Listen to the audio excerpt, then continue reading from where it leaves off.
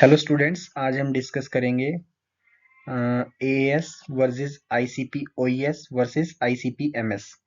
Which technique is best, a clear analytical comparison. और ये जो आपकी वीडियो है वो प्योरली एग्जाम ओरिएंटेड है। ठीक है, अब हम फर्दर मूव करते हैं। सबसे पहले हम डिस्कस करेंगे बेसिक वर्किंग प्रिंसिपल। जो तीनों टेक्निक्स है हमारी, एएस जिसको हम क्या बोलते हैं, atomic absorption spectroscopy, ICP OES यानी कि inductively coupled plasma optical emission spectroscopy, और थर्ड है हमारी ICPMS, inductively coupled plasma mass spectrometry. इन तीनों का जो वर्किंग प्रिंसिपल है वो कैसे डिफर करता है। तो सबसे पहले होता है हमारा atomic absorption spectroscopy. Atomic absorption spectroscopy, जैसे इसके नाम से क्लियर है, इसमें क्या करना है, एक एटम क्या कर रहा है, लाइट को एब्जॉर्ब कर रहा है। अब हमें पता है कि जो बोहर मॉडल है, अकॉर्डिंग टू बोहर मॉडल, जो बोहर मॉडल था हमारा वो हाइड्रोजन एटम के लिए था। और हाइड्रोजन एटम के केस में बोहर मॉडल ने क्या बताया था कि एक एटम के जो एनर्जी लेवल्स होते हैं वो क्या होते हैं, क्वांटाइज होते हैं। इसका मतलब क्या है कि उसके एनर्जी लेवल क्या होंगे, कॉन्टिन्यूस नहीं होंगे, वो क्या होंगे, क्वांटाइज होंगे।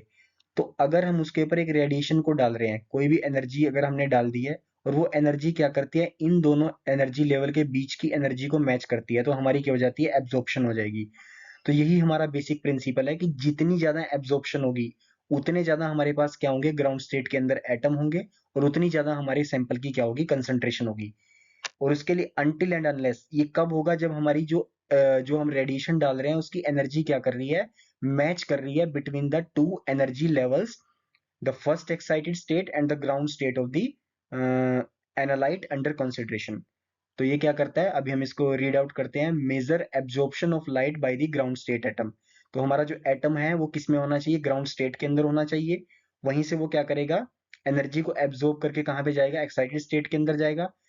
लेकिन जो हमारी प्रॉब्लम है डबल एस के साथ, वो क्या है कि हम एक टाइम पे एक ही एलिमेंट को कंसिडर एनालाइज कर सकते हैं। क्योंकि अगर हमें सोडियम को एनालाइज करना है तो सोडियम के कोरस्पॉन्डिंग हमें वेवलेंथ देनी पड़ेगी। अगर हम पोटाशियम को स्टडी कर रहे हैं तो पोटाशियम के कोरस्पॉन्डिंग देनी पड़ेगी। तो इसका मतलब क्या है कि सिंगल एलिमेंट का यहाँ पे क्या होगा, एनालिसिस होगा। अब जो एटॉमिक एब्जॉर्प्शन स्पेक्ट्रोस्कोपी है उसकी सबसे बेसिक रिक्वायरमेंट क्या है कि जो हमारे पास एनालाइट अंडर कंसिडरेशन है वो क्या होना चाहिए, एक एटम होना चाहिए। अब या तो आपके पास क्या होता है, वाटर लिक्विड का सैंपल होगा या फिर सॉलिड सैंपल होगा। अल्टीमेटली आपको किस में लेके आना है, उसको एटम में लेके आना है। तो आप किसकी हेल्प से लेके आओगे, कोई एटोमाइजर होगा। वो एटोमाइजर क्या हो सकता है, या तो वो फ्लेम हो सकती है, फ्लेम क्योंकि अल्टीमेटली उसको टेम्परेचर चाहिए, थर्मल टेम्परेचर चाहिए। तो वो टेम्परेचर आप उसको कैसे प्रोवाइड कर सकते हो, या तो फ्लेम की हेल्प से प्रोवाइड करोगे, या फिर ग्रेफाइट फर्नेस। ग्रेफाइट फर्नेस क्या होती है, एक इलेक्ट्रोथर्मल टेक्निक होती है। यहाँ पे आप क्या करते हो, करंट की हेल्प से क्या करते हो, अपने जो सोल्यूशन है उसको डिसोल्वेशन करते हो, और फर्दर उसमें कुछ प्रोसेसेस होते हैं। दूसरी टेक्निक है हमारी आईसीपी ओईएस। इसमें में एक आर्गन प्लाज्मा होता है। जैसे आपको पता है कि जो मैटर है उसकी तीन स्टेट होती है, सॉलिड होता है, लिक्विड होता है और गैस होती है। ऐसे ही हमारे पास एक फोर्थ स्टेट होती है जिसको हम क्या बोलते हैं, प्लाज्मा। और प्लाज्मा में आपका जो टेम्परेचर होता है वो रीच कर जाता है up to 8000 Kelvin to excite the atoms. Ultimately हमें क्या करना है, एटम्स को एक्साइट करना है। ऊपर हम क्या कर रहे थे, वो फ्लेम की तरफ से हेल्प से कर रहे थे, अब ग्रेफाइट फर्नेस की हेल्प से कर रहे थे। लेकिन यहाँ पे हमारा जो एटम है उसको एक्साइट कर रहे हैं हम आर्गन प्लाज्मा की। अब वहां पे जो हमारा प्रिंसिपल था वो किसका था, एब्जॉर्प्शन का। लेकिन यहाँ पे जो प्रिंसिपल है हमारा वो किसका है, एमिशन का। हमने अपने एटम को इतना एक्साइट कर दिया है कि वो सिर्फ सारे के सारे क्या है, हमारे पास ग्राउंड स्टेट में नहीं बल्कि कहाँ पे एग्जिस्ट कर रहे हैं, वो एक्साइटेड स्टेट के एग्जिस्ट कर रहे हैं। यहाँ पे हमारे मोस्टली कहाँ पे एग्जिस्ट कर रहे थे, ग्राउंड स्टेट में एग्जिस्ट कर रहे थे। लेकिन यहाँ पे कहाँ एग्जिस्ट कर रहे हैं, सारे के सारे एक्साइटेड स्टेट में एग्जिस्ट कर रहे हैं। तो यहाँ पे हमारा फिनोमिना क्या होगा, एमिशन का। यहाँ पे वो क्या करेगा, एनर्जी को अपनी रिलीज करेगा, और कहाँ पे आएगा, वो ग्राउंड स्टेट के अंदर आएगा।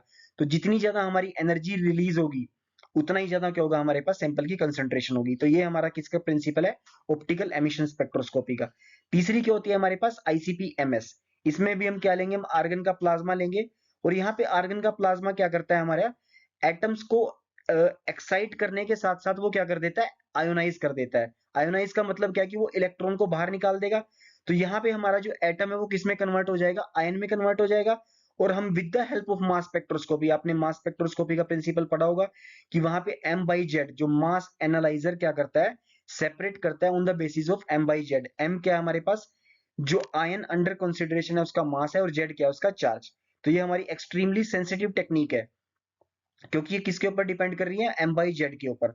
और ये हमारा क्या होता है, मल्टी एलिमेंट। मल्टी एलिमेंट का मतलब क्या है, आईसीपीएमएस जो इंस्ट्रूमेंट होता है इसमें मोर देन 30 एलिमेंट्स को आप क्या कर सकते हो, एक टाइम पे एनालाइज कर सकते हो। लेकिन एएस में आप क्या कर रहे थे, सिंपल एक एलिमेंट को कर पा रहे थे। तो हम नेक्स्ट स्लाइड में देखते हैं कि इनके बीच में डिफरेंस क्या है। ये हमारी क्या है, इंस्ट्रूमेंट का कंपैरिजन है। सबसे पहले हम किसको डिस्कस कर रहे हैं, एएस को। एएस का प्रिंसिपल किसके बेस पे, एब्जॉर्बेंस में। एब्जॉर्बेंस क्यों हो रही है, क्योंकि जो एटम है हमारा किस में है, ग्राउंड स्टेट के अंदर है। ग्राउंड स्टेट में है तो उसमें क्या होगी, एब्जॉर्बेंस होगी।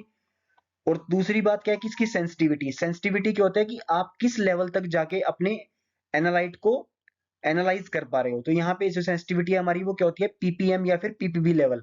पीपीएम क्या होता है, पार्ट्स पर मिलियन, और पीपीबी क्या होता है, पार्ट्स पर बिलियन। और ये स्पीड, इसकी जो स्पीड होती है वो क्या होती है, स्लो। और इसमें आप मल्टी एलिमेंटल एनालिसिस नहीं कर सकते हो, आप एक टाइम पे क्या कर सकते हो, सिंगल एलिमेंट को ही आप एनालाइज कर सकते हो।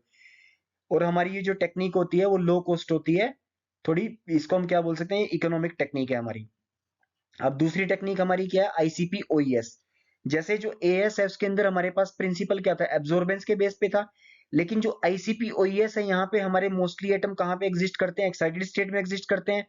अल्टीमेटली वो क्या करेंगे, ग्राउंड स्टेट में आने की कोशिश करेंगे। तो जितने ज्यादा हमारे पास क्या होगी, एनर्जी एमिट होगी, उतनी ज्यादा हमारी क्या होगी, कंसंट्रेशन होगी। तो यहाँ पे हमारा प्रिंसिपल क्या है, एमिशन। एमिशन कब होता है, जब हमारे पास एक्साइटेड स्टेट से हम कहाँ आते हैं, ग्राउंड स्टेट में। यहाँ पे भी सेंसिटिविटी हमारी कहाँ तक है, पीपीबी तक है।